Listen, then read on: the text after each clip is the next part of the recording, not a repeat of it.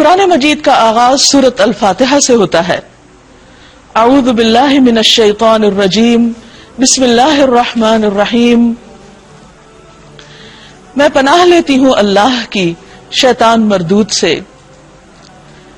اللہ سبحانہ وتعالی نے اپنی کتاب کے پڑھنے سے پہلے ہمیں جو طریقہ اور قاعدہ سکھایا ہے وہ یہ کہ ہم جب اس کی طرف رجوع کریں، اس کتاب سے ہدایت لینا چاہیں، تو اپنے دشمن شیطان سے بچنے کے لیے اپنے آپ کو اللہ کی حفاظت میں دیں۔ بسم اللہ الرحمن الرحیم، اللہ کے نام سے جو بہت مہربان نہایت رحم فرمانے والا ہے۔ اس کی رحمت ہے کہ اس نے ہمارے لیے یہ کتاب بھیجی اور ہمیں دنیا میں بھٹکنے کے لیے چھوڑ نہیں دیا۔ وہ کتاب جس میں 1400 سال سے کوئی تبدیلی نہیں ہوئی، جو اپنی ذات میں خود ایک معجزہ ہے، جس کے مقابل آج تک کوئی کلام پیش نہیں کیا جا سکا۔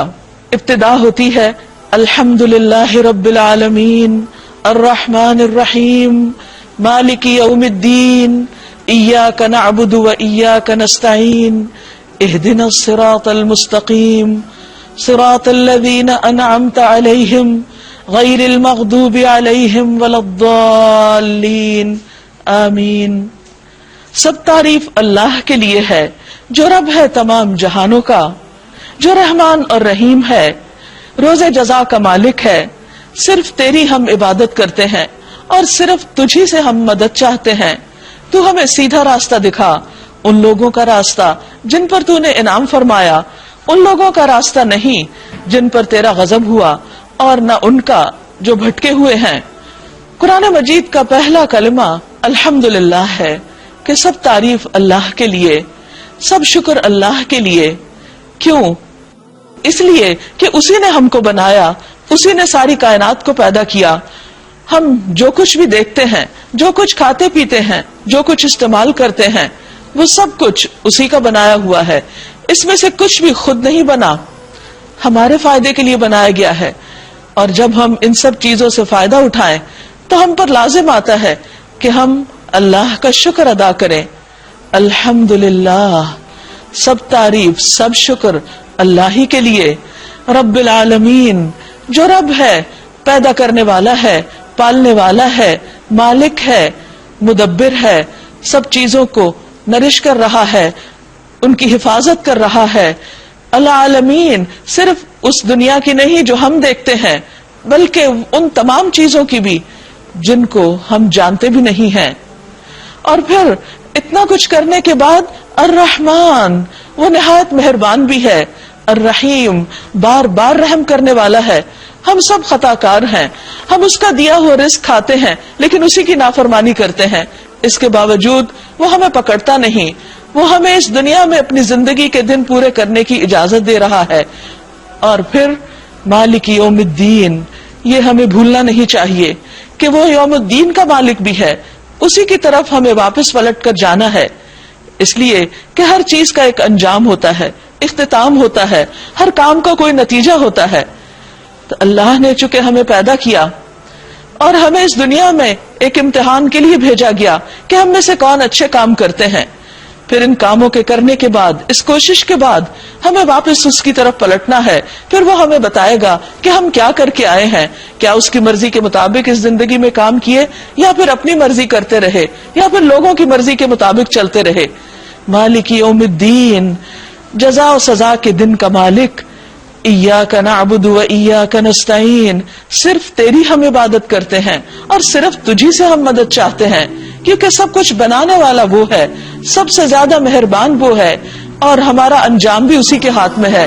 اس لیے ہم پر لازم آتا ہے کہ ہم اسی کی عبادت کریں، صرف اسی کی۔ ایاک نعبد، ہم اپنے آپ کو اسی کی بندگی میں دیں، ہم اسی کی فرما برداری کریں، کیونکہ وہ انسان جس کا صرف ایک آقا ہوتا ہے، جس کا ایک مالک ہوتا ہے، وہ امن میں ہوتا ہے بنسبت اس کے کہ جس کے بہت سے خدا ہوں اور ہر خدا اپنی طرف اس کو بلا رہا ہو۔ وہ انسان جو اللہ کی مرضی کے مطابق اس دنیا میں جیتا ہے، وہ امن میں رہتا ہے بنسبت ان لوگوں کے کہ جو لوگوں کی مرضی پر چلتے ہیں۔ اور پھر وَإِيَّاكَ نَسْتَعِينُ، چونکہ عبادت، اطاعت، فرما برداری ایک ڈسپلن زندگی ایک مشکل کام ہے، اس لیے ہم زندگی کی ان مشکلات میں، زندگی کے اس امتحان میں اور اس کے علاوہ ہر طرح کے دکھ، درد، تکلیف اور پریشانی میں اللہ ہی کی طرف رجوع کرتے ہیں اور اسی سے مدد چاہتے ہیں، کیونکہ وہ مدد کرنے پر قادر ہے.